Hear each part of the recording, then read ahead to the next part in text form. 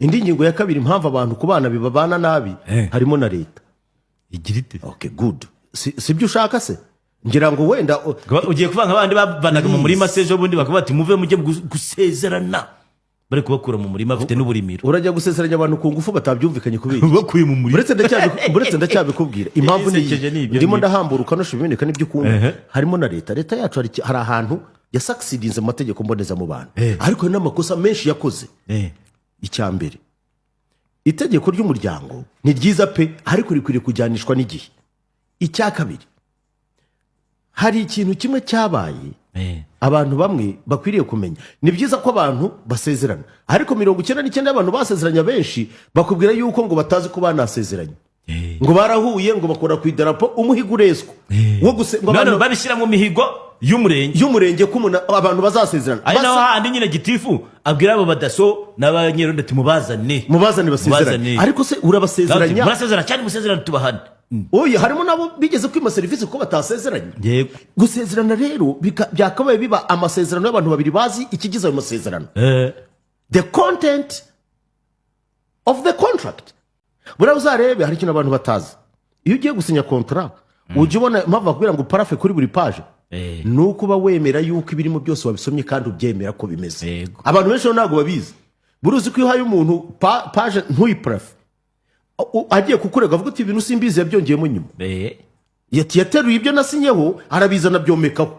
Ayo ni amategeko. Gupfa gusinya kuri contrat utayisomye. Buretse ndacyakomeza niyo nyine twavuga abana kenshi bihakureba agapaje kariho ayo bazampemba akareba ati reka dukomeze ku masezerano yo gusezerana. hari umuntu ari kongeramo akantu n'amategeko afite uruhare mu gusenya ingo. Ibazaho abantu basezerana ivangamutungo batagira n'ikiyiko. Uretse gato utabaruka ndacyakomeza kugatujyane. Icyambere aba bantu benshi bagiye basezeranya mu gihiriri rimwe na rimwe batumvise izo ngaruka nizo ziri mu kuza zimwe zikagaruka. Ikindi cyongereyemo bamaze gusezerana babakoreye amasezerano y'ibijyanye n'uko bacunga umutungo wabo batahisemo. Mugende mukorere isake. Umugabo niba yiyumvagamo yuko hari ikintu afite nk'iki nk'umurage wo kwasi sibyo. Harimo abagabo turi greedy ukuntu noneho bikagenda gute. Rimwe rimwe akavuga ati bamara gusezerana wenda umugore akavuga ati okay ingarigari y'iwanyu ni iyacu. Undi akavuga ati iwanyu iri he ati njye ntayo ati kwihari nizi intambara ikarota. Aba bantu ntibaramenya yuko iyo muvanze umutungo mwese ari ibyo wakoraze iwanyu n'ibyo barazi iwabo biba ari ibyanyu mwese. Undi akavuga ati oya atari ko ibyawe turabisangira. Induru zigatangira. Mugende murebe mu cyaro 99% y'ibibazo byatewe no gusezerana mu gihiriri harimo uko umutungo ugabanwa kuko mu bisanzwe mu bantu uhitamo yaba ari ivangamutungo muhahano cyangwa se ivangamutungo. Aba ngaba bo ayo mahitamo ntayo bari bafite. Byari uguhura bakamanika ukuboko. That was a big mistake. Kuko twafashe ikintu mboneza mu bantu tugiha angle politique. Icyo ni ikintu abantu guhitamo ko abantu babiri ntibafashe umwanya ngo bigisha abantu bazasezerana baze ariko kuvuga ngo muze kubera iki rimwe na rimwe ntibari bukwandike ngo muri mituweli kuko udasezeranye. Ni gute ushobora kuiponayizinga service za leta ukazigira nk'aho ari mandatoire sibyo kuba warakoze ikintu runaka kitanakwiriye kukubuza kubona iyo service cyitwa gusezerana. Ni mu birebe biro no record. No please check the reality irimo irazo no munsi. Ikiyongereho kindi kudasobanukirwa neza icyitwa ubwuzuzanye n'uburinganire. Ibyo byo kuko kugeza no munsi wa none nta na rimwe uburinganire ni aspect y'amategeko sibyo kandi ibyo birumvikana. Nkeneye umwana wanjye w'umukobwa ntago nakwishimira ko Alvin ajya mu ishuri teta ntarijyemo. That is stupid. Ntago nakwishimira yuko umukobwa wanjye yabinjije ari umwana wanjye. Ibyo ngibyo bwari ubujiji n'ibintu bibi cyane. Ibyo nuvaga mukobwa jana urumva mutumye inka umwana ukamubonamo itungo ukamubonamo igihahisho ukamubona nk'igicuruzwa. That was bad. Hari n'amazina ntifuza ko yanagaruka. Ntabwo nakwita umwana wanjye mukobwa jana kuko nababyitwa bihangane ubwo nabagiye kumugira commodity sibyo. Ntabwo nakwita umwana wanjye mutumye inka no kubera icyo kubera icyo gihe uramubona nk'aho ari igicuruzwa rimwe na rimwe n'uburenganzira bwe ukamutsirika kwa Mutabaruka kuko Mutabaruka afite inka zaguha cyangwa ukamubuza uburenganzira bwo kujya aho zitari kuko kandi bazishaka kandi ariyo mahitamo ye. Ibyo rero byari bibi. Uburinganire bukaza aho ngaho. Iyo tugeze ku bwuzuzanye rero ni ya mibanire myiza y'abantu. Ndashaka kunyumve neza, please va muri telefone. Ntago napfa kuva mu ni ya mibanire myiza y'abantu. Ubu ngewe nawe turuzuzanya kuko turaganira tukagira ibibazo ariko tukagira aho duhurira. Byakwanga tukabivaho. Ibyo ni iki? Ni ubwuzuzanye. Rero kugeza uno munsi wa none uburinganire ntekereza ko ari ikintu nta n'umuntu ukwiriye kugikontestinga, sibyo? Kuko imbere y'amategeko abantu bagomba kungana. Nta nubwo hashobora kubaho second citizen mu gihugu, nta nubwo binakwiriye. Ariko icyitwa ubwuzuzanye rero, iyo abantu bumva ko ubwuzuzanye bakabishyiramo n'inzika ngo ni ukwigaranzura abagabo, agasuzuguro k'abagabo, imvugo nk'izo ngizo, ukumva yuko ukumva yuko ubwuzuzanye urumva uburingane n'ubwuzuzanye buguha itegeko ryo kugusimbura ntubu umugore. Bavuga ati ngewe nzarara mu kabari nubwo n'umugabo ukorera mu kabari atari byiza, ngewe rwose nuca hano ndaca hano n'ibindi n'ibi. Ibintu nk'ibyo ngibyo bigayitse. Uyu munsi hazamo n'ikindi kintu cyongereyeho, ubuhenebere. Ubuhenebere mvuga ni ubuhe? Ni ugukora ibintu bigayitse bitajyanye n'umuco wacu. Gutakara k'umuco wacu ni uguhenebera. Haje ubuhenebere. Niba tudashobora gutekereza uburyo twatunganya ikibazo gishingiye ku muco, ntidutekereze ko tuzagira urugo, kuko urugo rushingiye ku mahame y'umuco.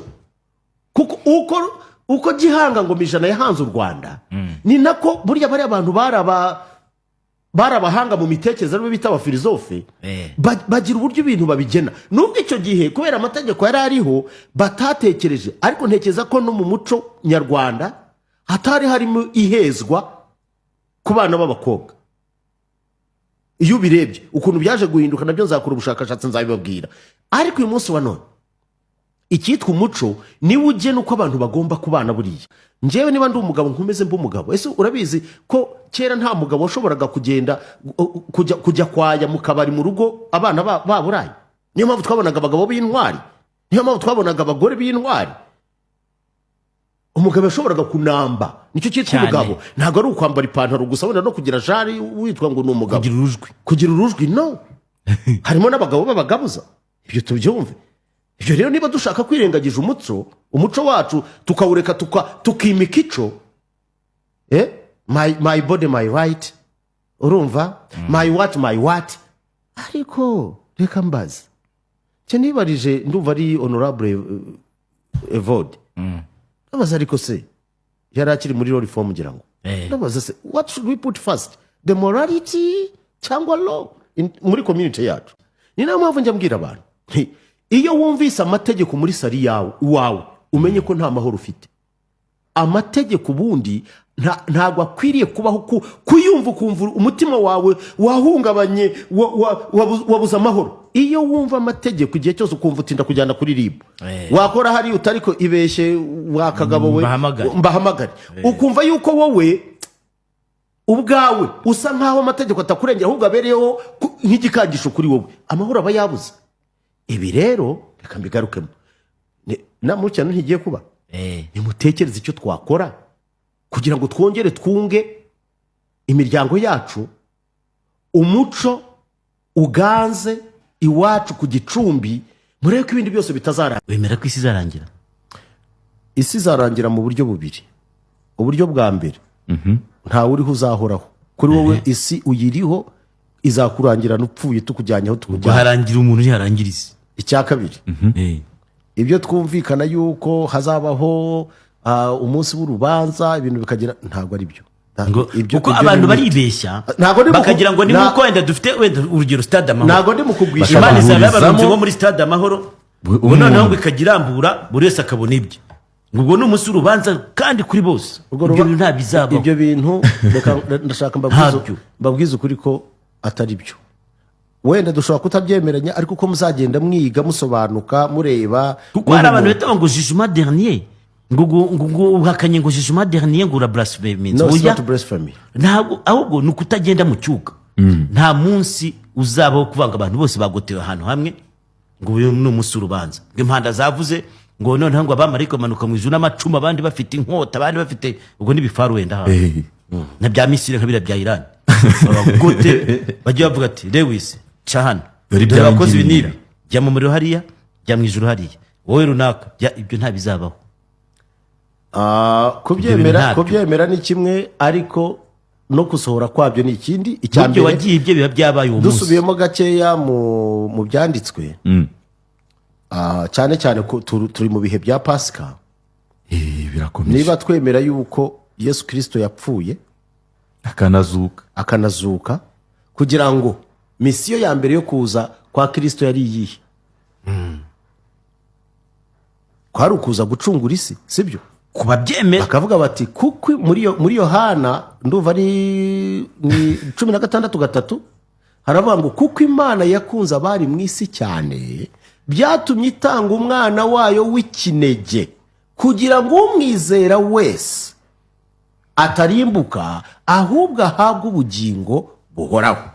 Ariko ibyo ntitubitindeho, ariko icyo nshaka kugira ngo mbubwire, reka tugaruke gusa ku bijyanye n'umuriro utazima. Bavandimwe, ntabwo ari byo, sintekereza ko azabaho itanura bazajugunyamo abantu, kuko icyo gihe misiyo ya Yesu Kristo yabipfuye.